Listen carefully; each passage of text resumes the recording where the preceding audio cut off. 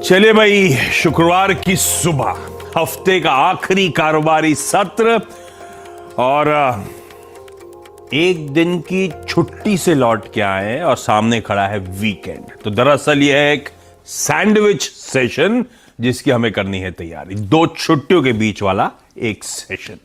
इन सब के बीच आज के संकेत हैं 18,027 पे खुलने के। 18,027 मतलब 55 पॉइंट ऊपर खुलने चाहिए अगर मैं एडजस्ट करूं, क्योंकि एक नहीं दो दिनों के क्यूज हम एडजस्ट कर रहे हैं। तो 50-55 पॉइंट ऊपर खुलेंगे हम लोग, क्योंकि हमने थर्सडे और वेडनेसडे दोनों सेशंस मिस आउट करे यूएस में जो ट्रेड हुआ था।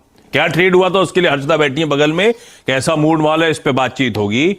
क्यूज ही जान लेते हैं। लाइए, यूएस के मार्केट्स कल के आपकी स्क्रीन पर आएंगे। कल जैसा बिहेवियर था वैसे इंट्राडे से बढ़िया रिकवरी का, वैसे ही परसों भी सेशन पैन आउट हुआ था। हर्षदा गुड मॉर्निंग, कैसे क्यूज रखूं आज के लिए? क्यूज तो पॉजिटिव है अगर आप सिर्फ इंडेक्स पर नजर डाल रहे हैं। यहाँ पर जैसे आपने मेंशन किया, जो बुधवार का सत्र था वहां पर तो काफी बढ़िया रिकवरी देखने को मिली थी। 450 पॉइंट की रिकवरी दरअसल डाउ ने दिखाई थी डे लो से, और वो इनफैक्ट काफी बढ़िया था। कल के सत्र में भी अगर आप देखें तो 200 अंकों तक का इजाफा। वेडनेसडे को हमने देखा क्लोज जो था तो एकदम फ्लैट हुआ, लेकिन डे लो से अगर आप भापने जाएंगे तो काफी बढ़िया रिकवरी देखने को मिली। अच्छा, इसमें जो डेटा पॉइंट्स है वो दरअसल इकोनॉमी के फ्रंट पर पॉजिटिव निकल कर आ रहे हैं, या फिर उम्मीद से थोड़े से बेहतर निकल कर आ रहे हैं। लेकिन जो अर्निंग्स का प्रॉब्लम है और जो आईटी कंपनियां, जो चिप कंपनियों की दिक्कत है, वो अब भी बरकरार है। तो जो ज्यादा बड़ा पॉजिटिव है जिसको लेकर मार्केट में थोड़ी सी तेजी आई है या फिर कॉन्फिडेंस आया है, वो पहले आपकी स्क्रीन पर रखते हैं। जहां पर यूएस का जीडीपी का डेटा आया, 2.9% पर, एक्सपेक्टेशन था 2.8%, तो हल्का सा इंप्रूवमेंट देखने को मिला है। लेकिन अगर आप इसे पिछले क्वार्टर से कंपेयर करें तो दबाव है। Q3 में यूएस जीडीपी 3.2% के आसपास था, उसके सामने 2.9% का आंकड़ा देखने को मिला है। कंज्यूमर स्पेंडिंग, जिसमें 68% का जीडीपी गिना जाता है, वो बढ़ी जरूर है, ये 2.1% के आसपास आई। लेकिन इसे अगर आप कंपेयर करते हैं 2.3 से घटकर 2.1 पर आई, लेकिन अब भी स्ट्रेंथ देखने को मिल रही है। वो एक पॉजिटिव था जो मार्केट ने देखा।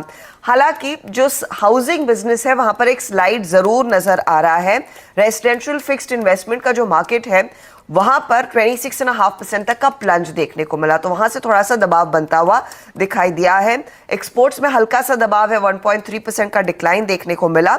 और फेडरल गवर्नमेंट की स्पेंडिंग है जो 6.2% पर आई, जिसके चलते ही इन आंकड़ों में थोड़ा सा बेहतरी देखने को मिली है और उम्मीद से बेहतर आंकड़े नजर आए हैं। तो यूएस जीडीपी का आंकड़ा एक्सपेक्टेशन से थोड़ा बेहतर, पिछले क्वार्टर से कंपेयर करेंगे तो नर्म जरूर है, लेकिन एक्सपेक्टेशन यही है कि जो अगले हफ्ते 1 फरवरी को ब्याज दरों के लिए एफओएमसी की बैठक होगी, 25 बेसिस पॉइंट के दायरे में ही वो रेट हाइक आता हुआ दिखाई देगा, उससे ज्यादा नहीं। ये डेटा पॉइंट इसी तरफ इशारा कर रहे हैं। अब वीकली जॉबलेस क्लेम्स का भी डेटा आया, जहां पर हमने देखा है करीब 6,000 की जॉबलेस क्लेम्स घटे हैं।